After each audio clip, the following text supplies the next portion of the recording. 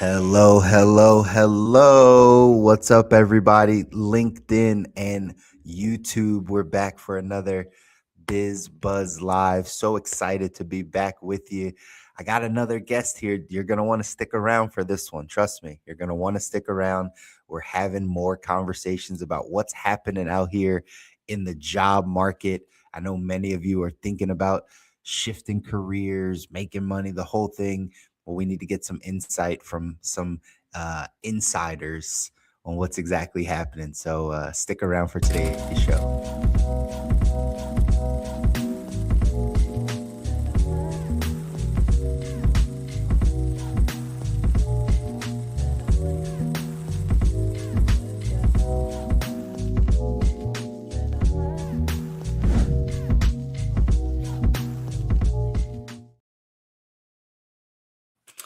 All right, everybody. Welcome back to another episode of BizBuzz Live. I'm your host, Chris Muzan, helping you through all things finance. Again, we're live here on LinkedIn, live here on YouTube.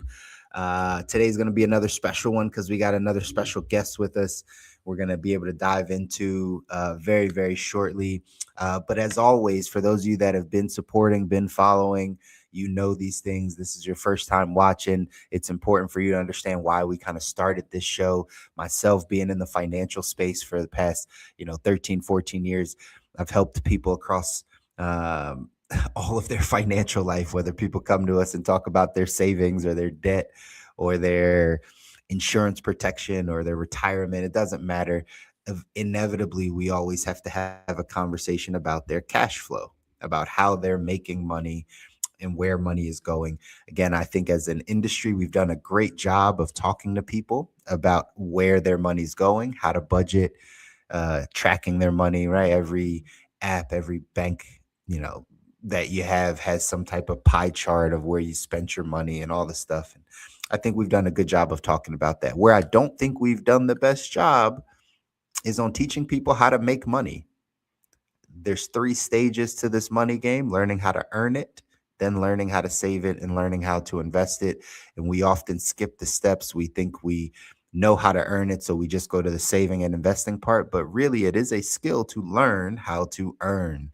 And that's why we started BizBuzz, is so that we can start talking about the ways to earn money. Most of us know to go to school, get good grades, get a good job, work at the job. It's going to pay for your life.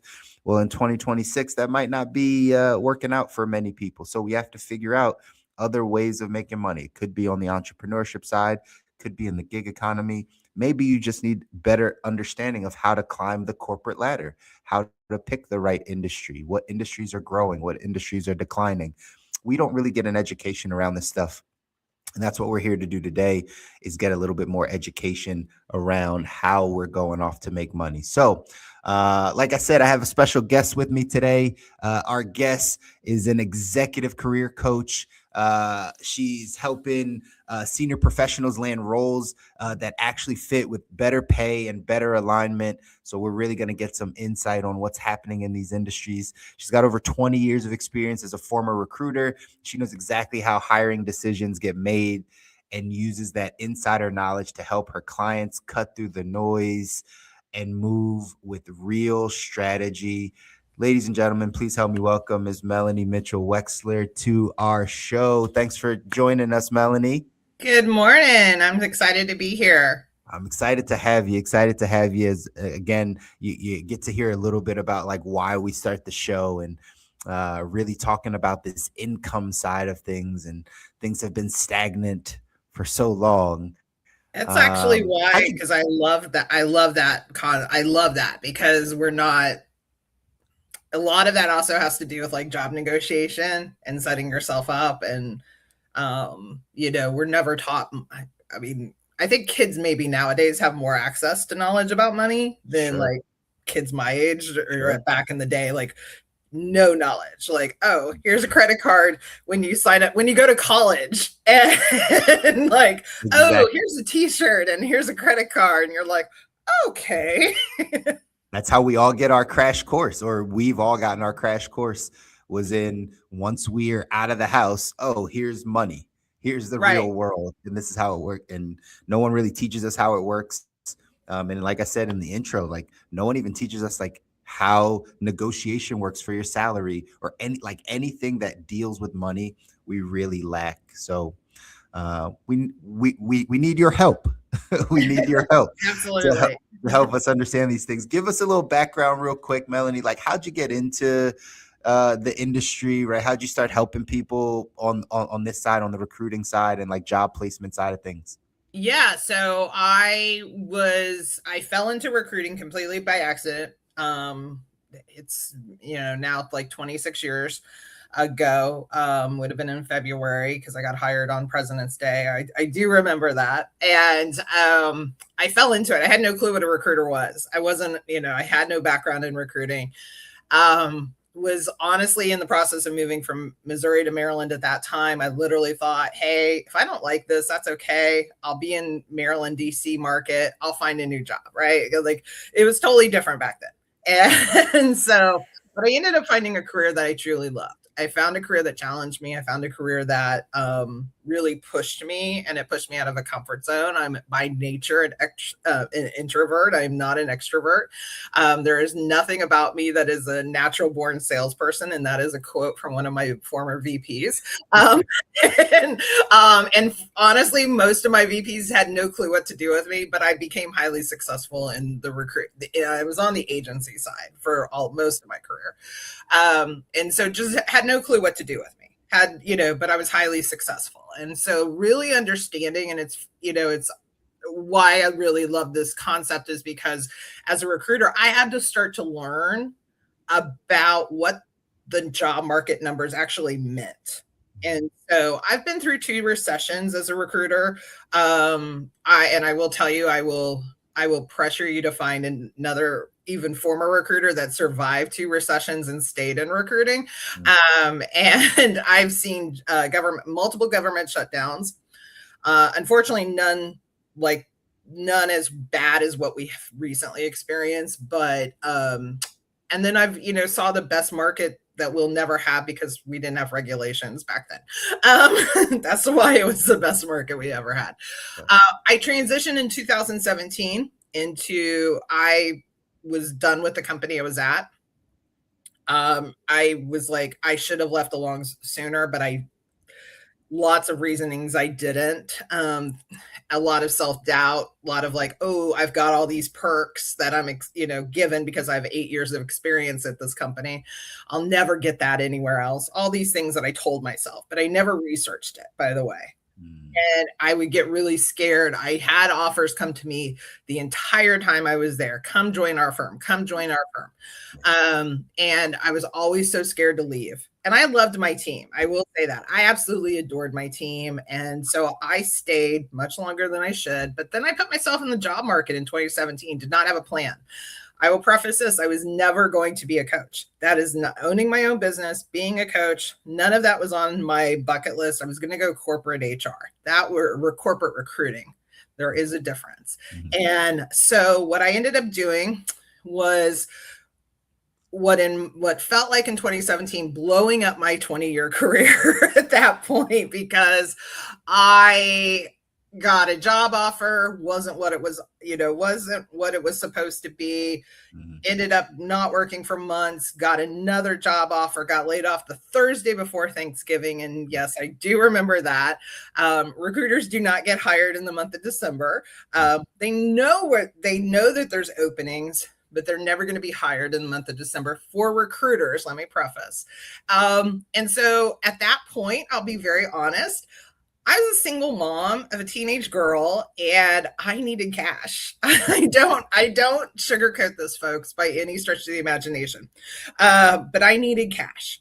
And so I had the opportunity. I took this like free coaching course, and I was like, oh, well, I could write resumes because I've been doing that for 20 years. So that's how I started. Wow. And it started to bring in some money, had no concept again of running a business. I understood P&Ls. I understood that. So I had some basic knowledge, having ran a $1 million branch for, the last 5 years of my career. So I understood those concepts, but not necessarily how do you start as an entrepreneur? How do you start as that? I ultimately got hired. I went to work for a firm in DC. Corporate recruiting did all their recruiting nationwide. But I still kept this little, all of a sudden I had this little business that was growing that I didn't expect it to grow. And so lo and behold, here we are. What now, basically 9 years later, Yeah. 8.5 basically. Yeah. And it still continued to grow. So now I just flip it. And I really try to teach my clients, like, okay, here's how recruiters and hiring managers are operating. I underestimated the space and assuming that people had this in-depth knowledge of having been on the other side of that fence, having been on the other side of those conversations. Sure. And, and like I said, I've seen bad economies, I've seen bad job markets, and, that's where we're at today. And, there's a lot of misinformation that people are absorbing. There's a lot of scams because the scams have increased. By the way, the scams have always existed. They've increased because of technology and not because of AI, just because of the reach of technology. Sure. There's greater ability to reach out and have ability to, through text messaging, through emails, through, not just on LinkedIn. So there's all these things that are just really overwhelming job seekers right now. There's a lot more on a job seeker's plate than there was even 2 years ago. Let's talk about that for a second. And by the way, hey Gregory, good to see you, man. Thanks for tuning in to the conversation. Like, what are you seeing out there as far as the scam side? Like, all I know as an entrepreneur, like I watch a lot of TikTok, I'm on LinkedIn, all this stuff, and that the job market is really, really tough right now, right? It's really hard. But like from a scam side of things, like how are people getting scammed on this side? So I've actually had no, I take that back. I've had like 3 clients and they've all been in the healthcare space. So I think, take that for what it's worth, but I know it's happening.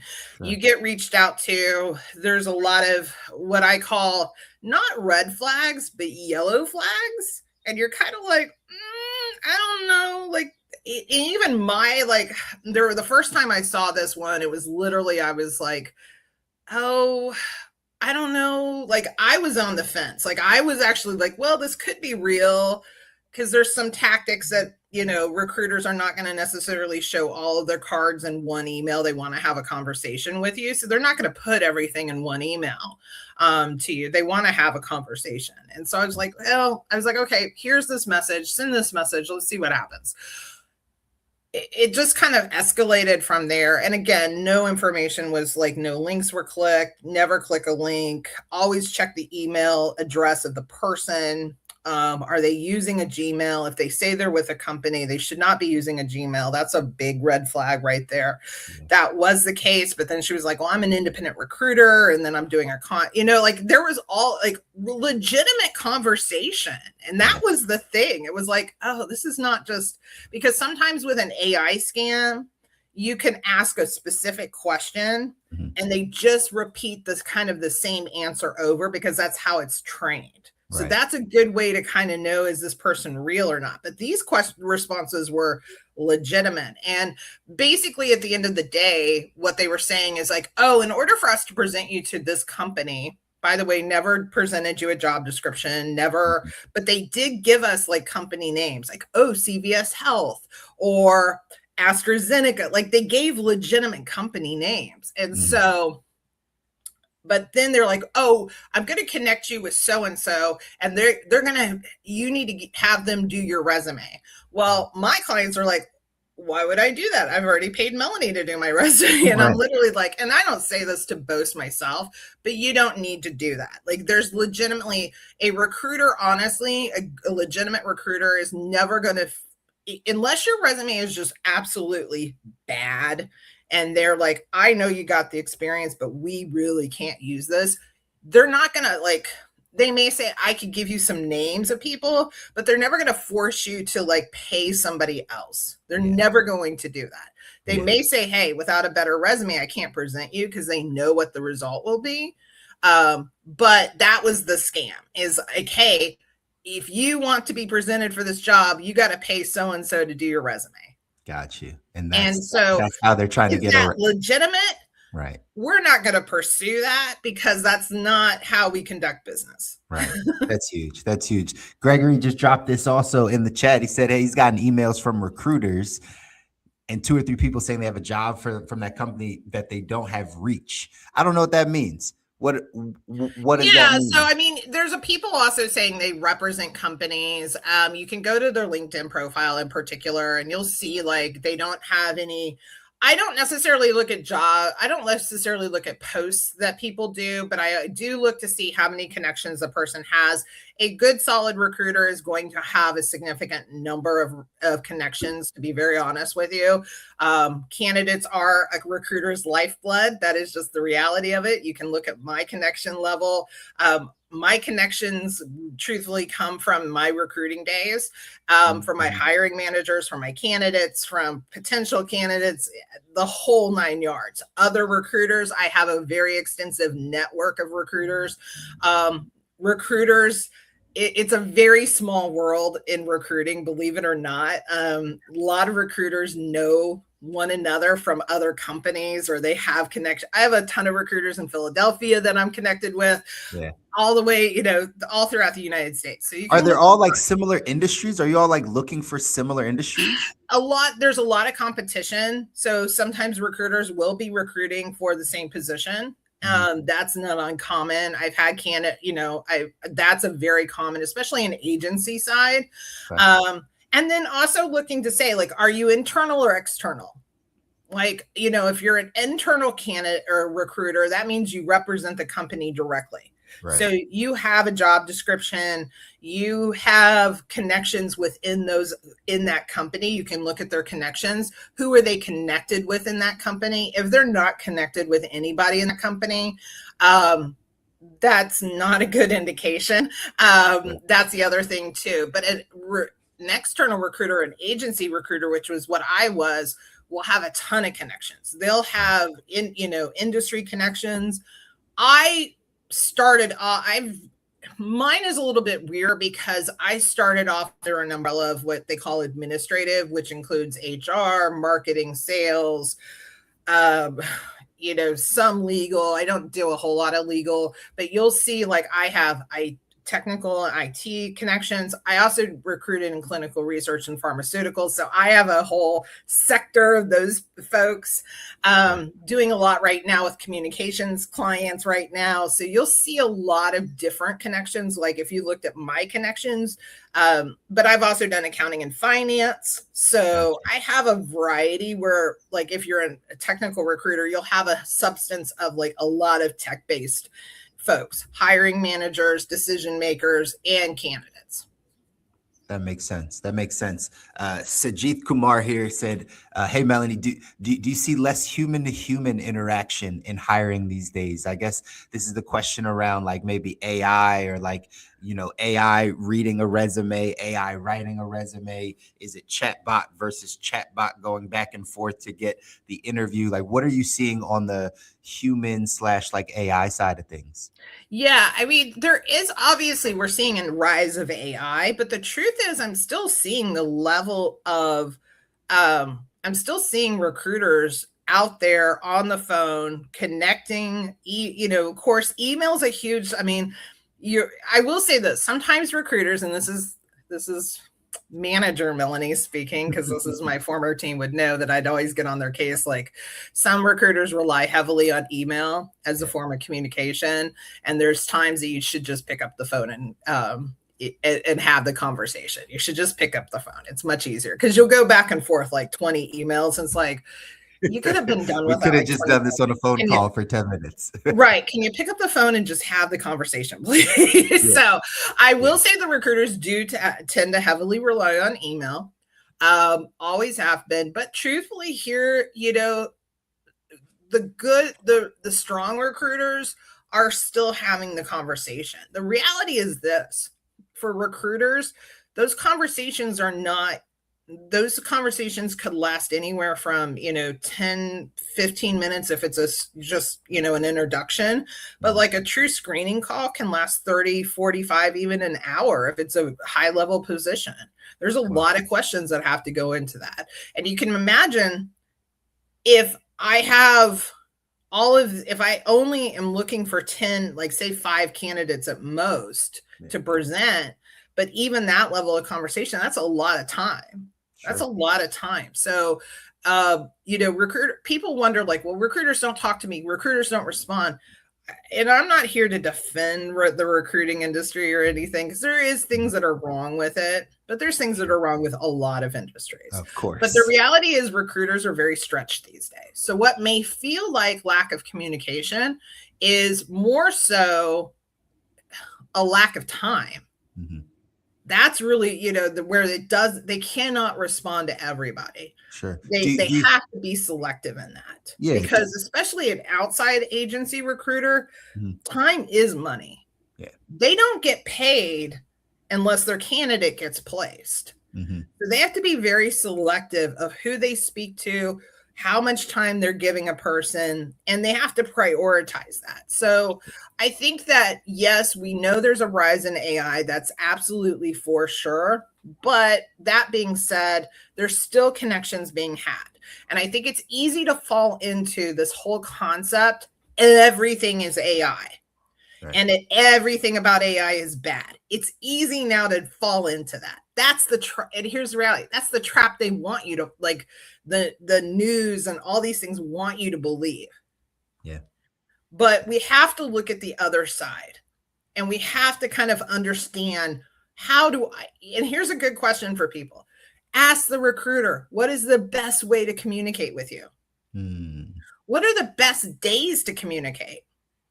Never email a recruiter or leave a message for a recruiter on a Monday, please. I will, and all my recruiter friends that see this, you can just thank me later. Here in Washington, D.C., I just had a client call yesterday. She's in D.C. and we both knew. And I said, right now, why is it slow? Because we just went through Ramadan, we have Passover, we have Easter break, we have spring break throughout the United States. So there's not a lot, this particular 2 to 3 week period is a little bit slower than what we should see in the next couple of weeks. Sure. Melanie, you and I connected on LinkedIn, and we're here live on LinkedIn anyway. We connected on LinkedIn. How much should candidates be using LinkedIn to get directly to the recruiter? How much should they be using LinkedIn to get to other people in the companies? Like, how are we using LinkedIn these days? So if you're not using LinkedIn, and I will say this properly, there is a way, you're missing out. LinkedIn and I have kind of a separate business called LinkedIn Rockstar Academy. I am a LinkedIn strategist. I implement LinkedIn tactics and strategy through both my coaching programs that I offer. LinkedIn is turned on 24/7. We are not. We shouldn't be, but LinkedIn is. So LinkedIn can do a heavy lifting for you that your resume can never do for you. Just the truth. However, how you're setting yourself up on LinkedIn is very important. Candidates are missing out on how they're optimizing their profile. And I would even say this, like entrepreneurs, if you're consultants, for fractional people, are missing out on how they are optimizing their profile. That is just, there's so many areas that are gaps that you could be connecting with your audience. Can you give one or two? I know this might be your secret sauce, but can you give one or two areas? Absolutely. So having an easy way to connect with you, I will say this for job seekers. As a recruiter, I thrived on, okay, do you have your email and your connection, like contact information?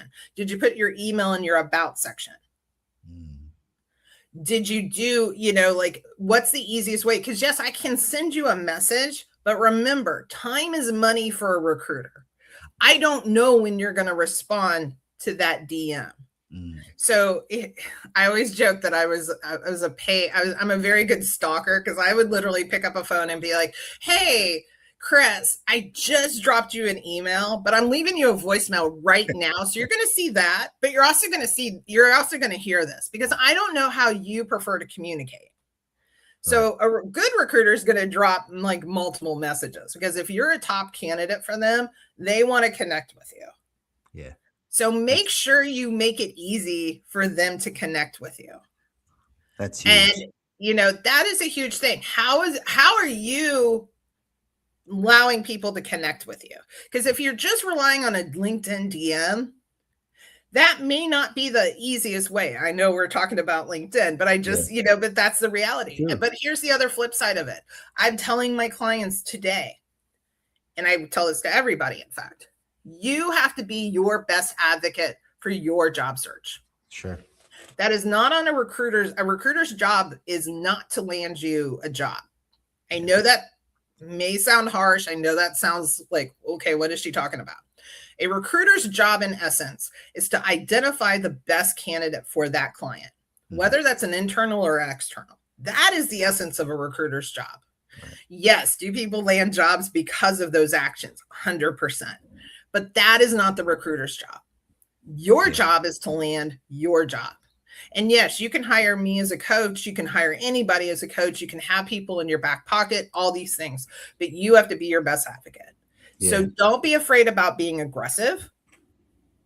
Don't be afraid about there's tools that you can use to find emails for people in corporate, because again, they may have a LinkedIn presence. Are they on there? Is that their preferred method of communication? Sure. Find their email address, message them. And then, and I always say, be persistently aggressive. Yeah. Because the truth is somebody is never going to default you for that. Now, right. I could default you if you're rude or you're like, you send a nasty message. I can fault you for that. Yeah. But I will never fault somebody for being, reaching out to me and saying, hey, I want to have a conversation with you. And here's why. It shows they're serious, right? It shows they're serious Absolutely. About what they're trying to do. And I think that always looks good, right? Like it's a trait as an entrepreneur, right? Or somebody that's built some things. It's like, hey, I always want people that like take initiative, that ask for what they want, that like continue to push. Like I think that's a trait that a lot of people need to have. Gregory dropped this question in, why are we feeding a system that all sides see as broken? And I think this comes down to the internal and like external, like recruiter side. I can understand like the internal recruiter, right? You work for a company, that's your position to really just kind of say, hey, we need to get these spots filled. But the external recruiter, the recruiter that represents lots of different firms, do you still think this is like a way, like the best way to go about it in this job market? Or should we be going directly to the company? Like it does seem a little broken. I actually think that you should use all tools in your toolbox, to be very honest with you. Like, I think this is a job market. We have to use all tools. So yes, you should still be actively seeking, but you should reach out and you should vet your own recruiters. Right. That's the thing that people don't take ownership of. It's like, no, you have that ability to say no to somebody if that recruiter does not feel aligned with the direction you're going. Do they represent your industry? Mm-hmm. Do they have connections? Ask them these questions. Some of them, I'm not going to lie, will be like, whoa, where are these questions coming from? Yeah. I will specifically, if I know my client is working with a recruiter, whether it's internal or external, I literally write the questions and I'm like, okay, do this for me. Ask these for me. I was like, ask these specific questions and tell them this is what I need to know to prepare you for the interview. Right. Ask them these specific questions. What do we need on the resume? Sure. Now, some senior level recruiters will they're going to know how to do things. But like if it's a junior recruiter, and not to say that junior recruiters are not great, there can be, because obviously we've all gotten our start and some of them will work super hard for you because they're proving themselves. There's a lot of conversation about systems being broken, but here's the way I look at it. This is the system we have today. And not to say that we can't have changes, but the way I look at it is it is not on my candidate's responsibility right now to change the system. Sure. That is a bigger and a broader picture that should be being had at a corporate higher level. And should there things that could be improved? Yeah, there absolutely can be, but that's always going to be the case. The thing is, we've been talking about quote unquote a system being broken, every single time.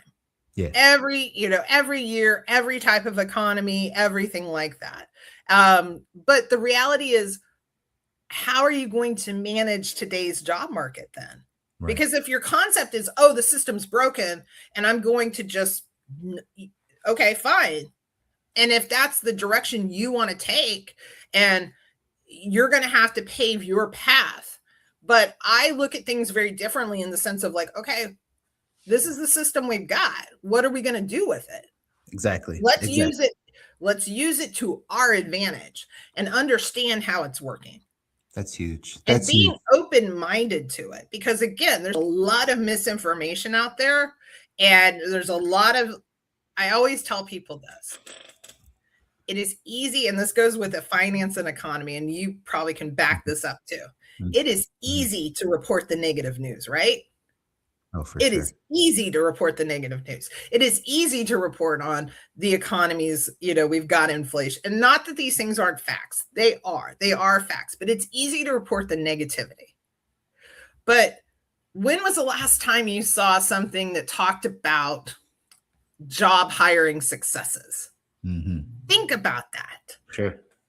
But yet, I have been the busiest. My poor clients, I bless you all for being patient with me, because I have had more clients in the last 3.5 weeks getting interviews. I have literally 3 clients I'm preparing for interviews next week. That's great. I have one client that just emailed me, landed a job at Google. That's great. And Google is not an easy process. So right. For all the AI, for all the tech layoffs and all these things, I am seeing these candidates time and time again getting interviews. They're having conversations. And that's the key. But they're using all the tactics in their toolbox. That's huge. That's huge. Let's pivot a bit. Like, how do people find you as a coach? Like, where are people in their careers that you're seeing? Like, are they trying to switch industries? Are they just trying to find something better? Like, when are people coming to you? So I do work with a lot of variety of people at all levels, to be honest, but my average client is usually a senior to mid-level professional to executive. I call them the pivoters because they usually either have to pivot because of circumstances that they, didn't expect, or because they're ready for something bigger. They know they can do more. They want more. They're not getting it at their company. They're individuals that haven't typically been in the job market for probably about 5 to plus, 10 plus years in some cases. Some of them have been with the same company for, I just talked to a lady yesterday who'd been in the same company since 2015. She's being smart. She's seeing the writing on the wall. She's seeing the conversations. There's lack of growth. So she's being proactive, but hasn't been in the job market for 10 years plus, and is like, oh my gosh, this is really scary. Mm-hmm. I don't know what is true. I don't know what, I'm reading all these things. Again, information overload sometimes kills us. So you have to, it is, really important to, I think filter the information that you get and really kind of see how it applies to you. And so that's my typical client. Gotcha. And obviously I use LinkedIn to find my clients. I'm very fortunate, and I have a very strong referral pipeline as well. And those are my main 2 sources, honestly, as I've developed is, I have a sales I'm going to be very transparent. I have a sales process. I have a lead generation process that I do use, and I work that system, just as any business owner should be, but again, it's a matter of what's the tool in my toolbox and how do I use it? So those are the 3 things that I, primarily use to, expand my reach, and showing up on LinkedIn, coming, sitting here with you today is a way for me to expand my audience and have other people find me, and, being able to have those conversations. That's huge. That's huge. I have a lot of these conversations with people. I always want listeners, like people that are on LinkedIn, YouTube, like to know that there are resources if they are in that place of like pivoting or switching careers. Or it sounds like, again, a lot of the people that are coming to you, they already see the writing on the wall. They know that they have a problem. They know that they need something different. My challenge is always to reach the people that don't know or don't see it yet, that they have an issue, right? That they have a problem. And so normally on like the financial side, I'm sitting down with people, like I said in the beginning, we're looking at their cash flow. Hey, what's coming in, what's going out? And if they're tight, right, they're paycheck to paycheck, it's not there. That's when we start having the conversation like, hey, have you thought of other ways to earn money, to make money, whether that is just pivoting careers or whether that's, starting a side business? Are you having those conversations with people of like job hopping or like getting out of the job market and like starting a business or becoming a consultant? Are you having those conversations as well? Yeah, I'm having a ton of those conversations, and that's where I'll flip to the other side of the coin of my business, which is the LinkedIn Rockstar Academy with my partner Shel Shapiro, who we primarily on that side work with consultants, entrepreneurs, business owners, doing a lot with a lot of people that are in the fractional space as well. And that's where people are seeing, hey, I've struggled, and really building up their businesses. And so where do I get started? How do I get started? But even that fact of like, I tell my clients all the time, I'm a professional job seeker because, and you shouldn't be a professional job seeker. Let me preface that. But I'm always looking for clients. I'm always looking to be hired, so I'm always kind of constantly in that mode of, Right. What's my pipeline? Yeah. And so being able to, and honestly, a lot of what I do can be flipped to those individuals that are looking to kind of expand. And so those are the things that I think, you really have to be able to understand from that perspective, is That's being huge. able to understand what are your skills, what are the gifts and talents that you have, and how can they be marketed. I will say this, and this is something that everybody should be kind of mindful of. This current economy and this current job market is getting primed for contracts. This is getting primed for contracts because as there becomes uncertainty in the job market, hiring full-time employees, and this is how you can actually position yourself, is approaching somebody like, would you hire me as, and again, you can speak to this. There are different ramifications of being a 1099 and taxes and things of that nature, which you do have to understand, but this is becoming prime. So if you've been in the job market for a while and you're like, well, I would never take a contract, I'm going to push you to really stop and think about that, because this is a way sometimes to get your foot in the door, continue to build upon your experience, build relationships, but it's also a way to open up the opportunity. Now, why would they want that? It's because hiring overhead is one of the things that it costs it goes to the bottom line. If you hire a contractor, it does not hit the bottom line of the company. It hits a totally different aspect of it. So there's different costs. It's more expensive to hire a full-time employee than it is even if they contract employee, you have taxes taken out, it's still less expensive for the company. That's right. So this is a job market that we're seeing that is being primed for contractual work. That's and so huge. if you haven't tapped into that, Yeah. you're missing out. And believe me, I've had these conversations, and I did this work through 2 different recessions, folks. Yeah. And I got people out to work in contractual long-term contract opportunities in tough job markets. So some of those conversations too that we're having is how to pivot into those conversations. How do we have those conversations? And I think that's incredibly smart. Lynn had dropped it in here, right? Folks don't know what they don't know, and Yep. anyone can pivot or reinvent. And this is one of those areas, in all honesty, like this is one of those areas, just 1099 versus W2. It's, we don't always understand it. I've helped a lot of people through the healthcare space, like Yep. traveling nurses and things like that, that like they'll get the option. Hey, do you want this salary at on a W2, or we'll pay you more? And then you can be on a 1099, but they're so confused because they don't understand taxes, or right, like how things work. And I'm like, man, if you be on a 1099, a lot of times you're going to save some money on taxes. You get to write some things off depending on like how much income you're making. Man, there's tons of write-offs. Part of your, you know, your travel is write off, part of your home can be write off. Like there's so much. Your And I'm part like, of your percentage of your internet, of your your internet, phone, your if you're phone using bill, that. all of those things. And there's such a tax benefit on that side that even this conversation definitely needs to be had. And again, it's an education. If we don't know any better, if we don't know what we don't know, then it can sometimes make it really tough. Gregory asked this question: would you take a contract and ask for a relocation bonus? How do you think about that, Melanie? So you have to understand bonuses are tied to, typically that probably is not an option because a bonus would be tied to a full-time employee. So, but there are things that you could draw into a contract. So does it require you to travel? Is it a remote based position? If it requires you to travel, even on a contract, they will pay for the travel. They will pay for that.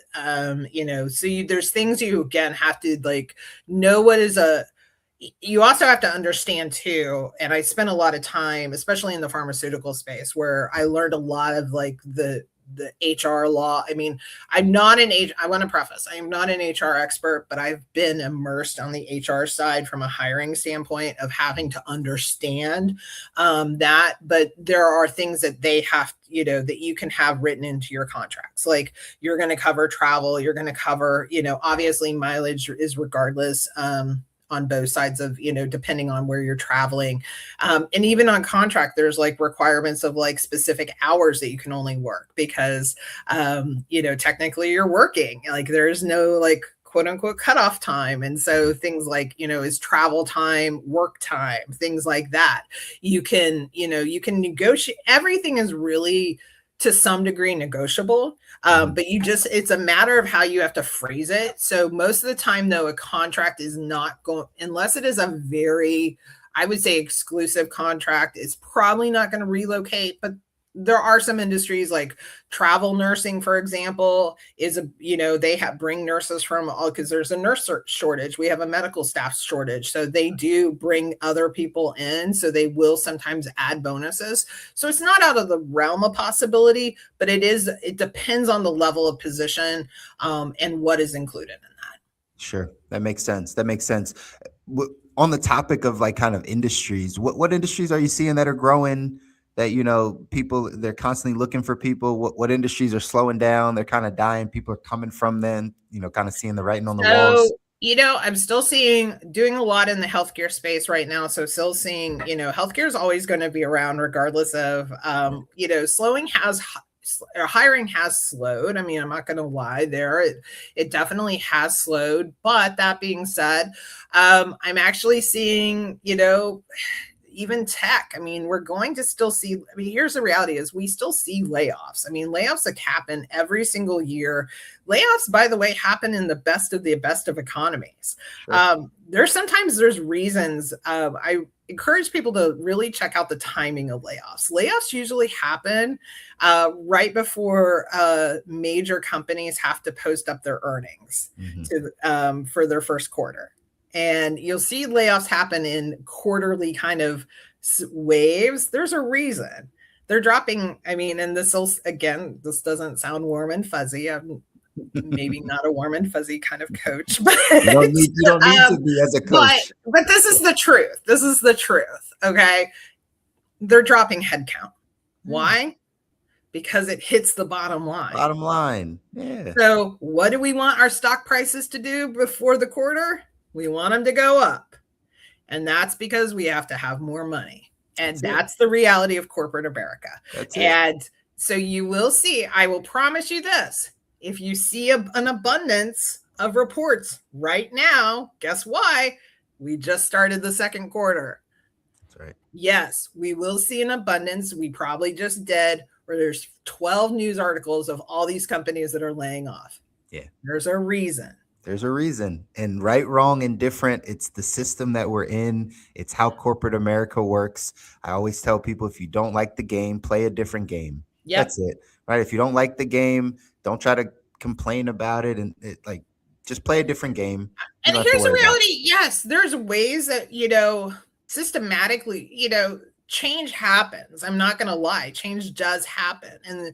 And we've seen change happen. We've seen, through laws and through, different kind of protections and acts and things of that nature. So yes, change happens. Change does not necessarily happen.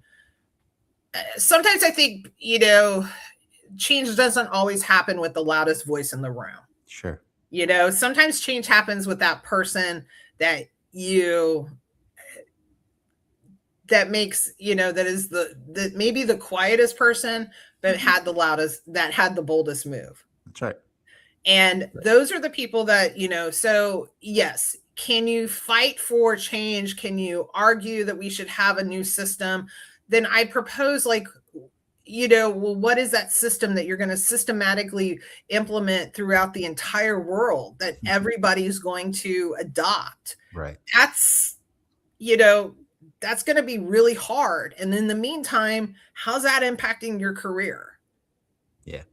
So it's a balance. It's a balance of doing, yes, we can speak that, but again, to your point, how are we operating and what are we doing to, because sometimes also getting into the system is also a way to make change. That's right. Normally you can't change the system from outside, right? Like you might have to be inside of it. And I also think too, if you haven't been a part of the system, how would you know? You don't there know. may be things in there that you don't realize actually do happen.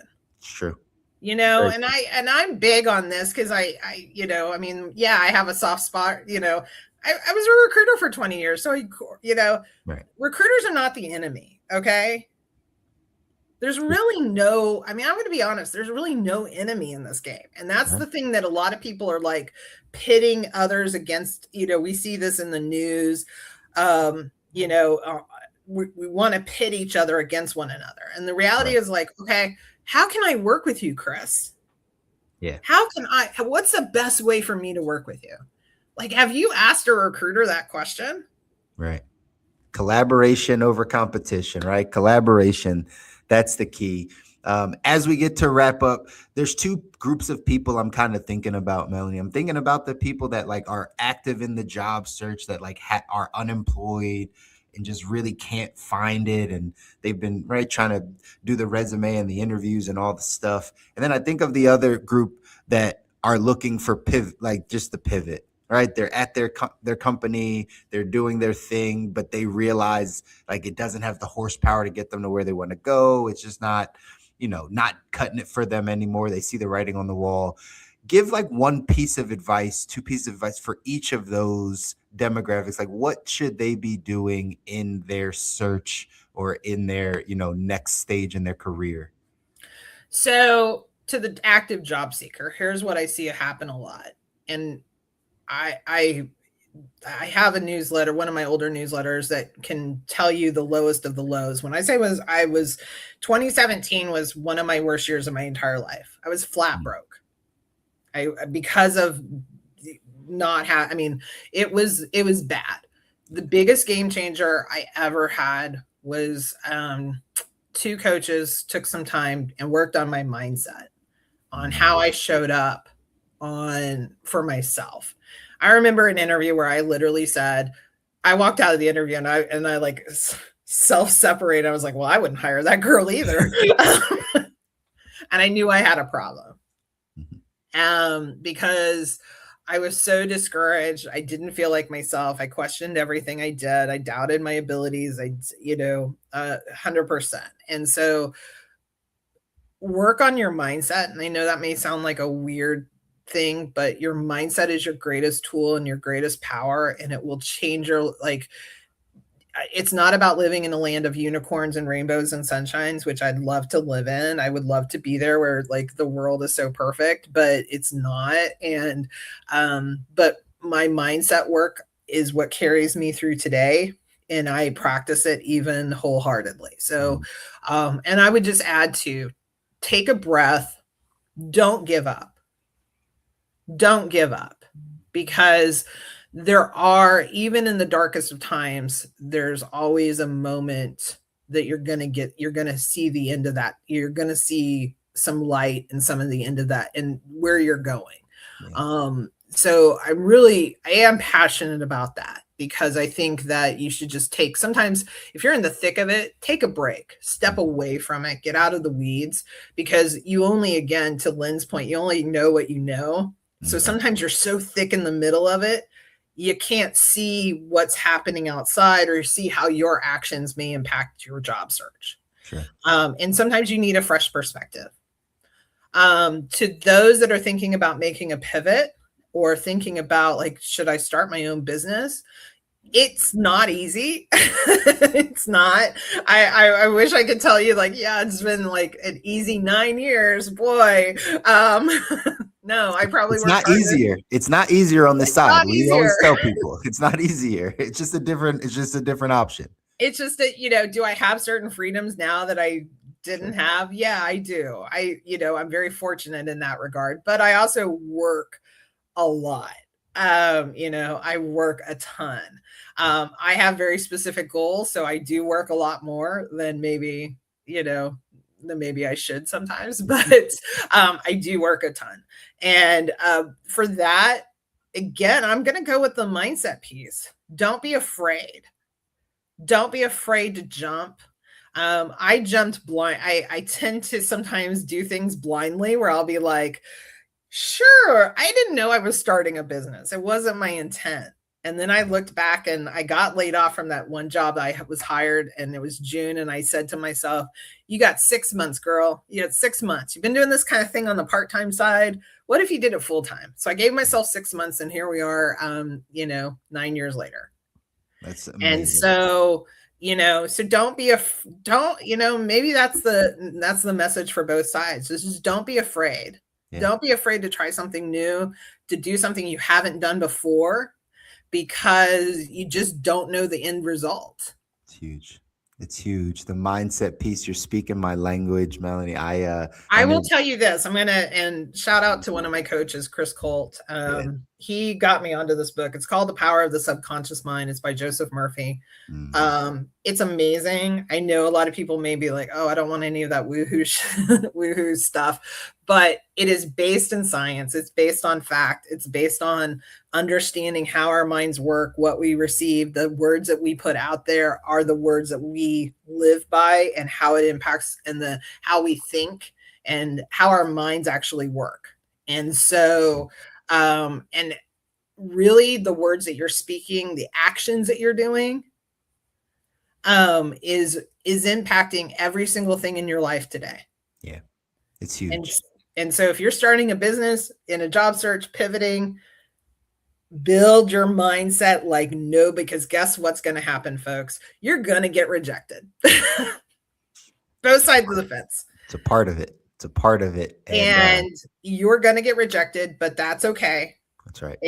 But if your mindset is so super strong, you will be the strongest person out on the field right now. Huge. Speaking my language, Melanie, like I'm a big mindset person. I hold a morning mindset call 3 times a week, because that is the key. Our thesis over there is, if you change your thinking, you change your life. And so that's what you got to do in all the areas. So today we talked about, again, in your career, how you're pivoting, if you're trying to find the job, whatever the case is.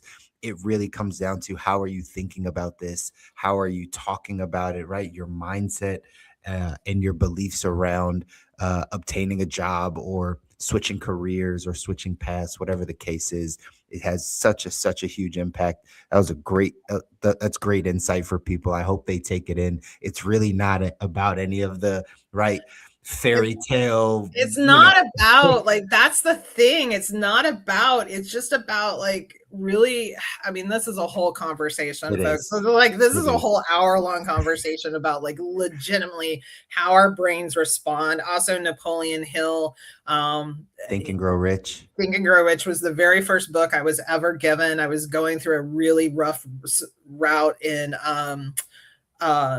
my career when I was doing pharmaceutical staffing. I was having a tough go of it, just not a good thing. One of my coworkers, Dexter, gave me that book. I read it on a business trip. And I actually held it while I was talking to my manager because we were having to have a tough conversation. And you know, like there's the story in there, and I'll just use this as, if you've never read it, read the original one. It is outdated. There's a newer version with like newer examples, but read the original version because the story of his son that was born without ears. Okay. And this is like early 1900s, maybe even earlier than that, born without ears, went on to become like a highly successful, I believe it was a salesman, businessman, something like, just, I don't remember the exact story, but I always remember the kid born without ears, because back then they would have just said, yeah, there's nothing we can do. Yeah.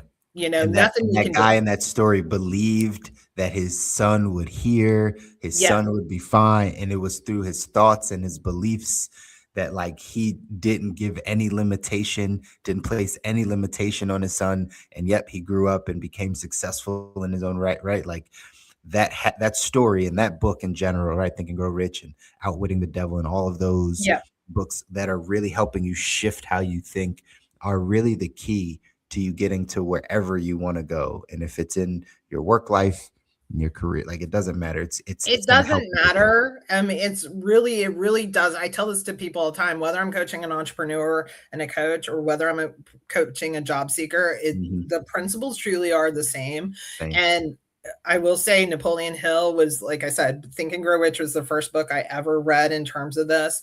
And then, you know, fast forward to 2017, I got into mindset work, honestly, to save myself. Yeah. To save myself. I mean, I was at the lowest point where people were checking on, like, the only reason I got out of bed was to take my daughter to school. That was the only reason I got out of bed at that time. Wow. I was desperate and at my lowest point. And believe me, I will say this, no matter how much experience I had, nobody was hiring that girl. Sure. That's just the reality of it, because that girl wasn't showing up. Yeah. And so the mindset piece is what saved me. And I fully attribute that to my success today. I love that. I think that's a great way to land the plane. Everybody kind of understands that this is a mindset game. We can talk about all the tactics and all the strategies and all the things, but at the end of the day, right, we got to take the accountability on ourselves and say, hey, what are we doing to improve this thing up here, right? To improve ourselves. It's your greatest tool. It's the biggest one.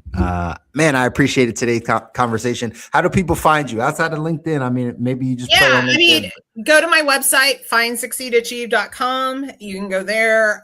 You can connect with me, of course, on LinkedIn. And that's always the easiest way. I do spend an absorbent amount of time on LinkedIn, more than the average person ever has to do. And so do not think you have to spend that much time on LinkedIn. You do not. And but yeah, those are the two easiest ways to connect and connect with me. So that's awesome. You guys heard it, right? Make sure you go connect with Melanie. Melanie, you and I will continue to stay connected. Absolutely. If there's anything that you need, more than happy to help you. Again, collaboration is key. I appreciate you taking some time out today to jump on BizBuzz and have this conversation. And my pleasure. For everyone that's around, like, feel free, reach out. Obviously, you can hear Melanie is a wealth of knowledge. She's going to steer you in the right direction. She's going to shoot straight with you. She's going to make sure that you get to where you need to be. Sanjit Kumar said, thank you for being open and vulnerable. So we appreciate you taking some He's a big time out. supporter of mine. So is Gregory and Lynn. So I appreciate Awesome. their comments and thank you guys for watching. And I know people on YouTube are going to see this as well as replay. And yeah, I believe in being truthful and, sharing I don't believe in an Instagram perfection. You get, you can see moving boxes in the back. You can, slide to one side. yeah, I see the boxes back you here. can see, I'm as real as you're gonna get. Yeah. I may be hard, I will speak the truth, but I do truly, want everybody I want everybody to see their own success. Absolutely. Absolutely. And we can tell. So again, appreciate you taking some time out today. For everybody that's watching, again, we'll come back next Friday as well, 10:30 a.m. Eastern. We'll dive into another conversation around how are we learning to earn, what industries, what do we need to be paying attention to, and let's keep this conversation rolling. So until next time, you guys, take care. Bye.